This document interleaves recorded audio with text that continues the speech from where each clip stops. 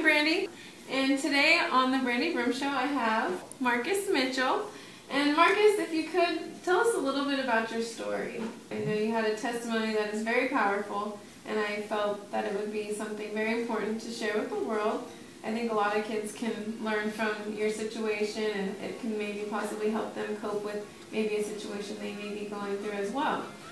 Oh, so I grew up in a Christian home, and as I grew older and got into my early teens, 12, 13, we were attending a new church in the area, and unfortunately the pastor made it seem like he wanted access, that he was interested in my mom, but really he was trying to get access to me. And so what actually happened is that he ended up molesting me for like probably a year and a half, and it was really, really traumatic.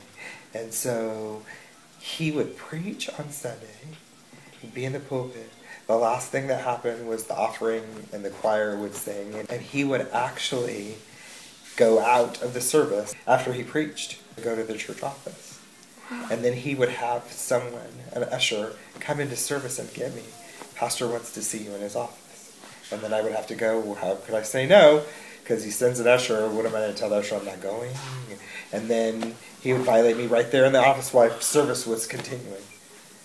Just after he got out of the pulpit. He was really bold because I didn't realize what was happening. The craziest thing, I would be with other people. So he'd say, come and sit on Pastor's lap, come and sit on Pastor's lap. And so you do. You told him I would sit on Pastor's lap. And he would, I remember he's touching my genitals. And people were sitting right there, but there was the desk, so they couldn't see what was going on.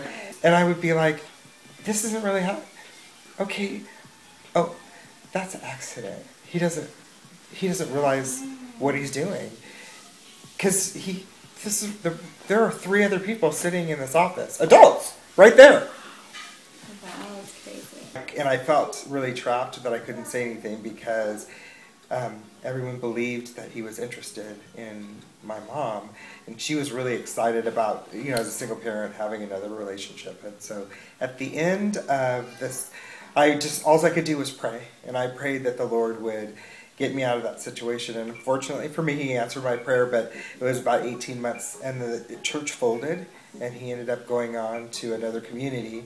And I never spoke a word of the abuse at all until I was 25. And I actually told one other person, a really close friend of mine, but I never spoke about it again. And what was his excuse for getting you out of service? Did he say...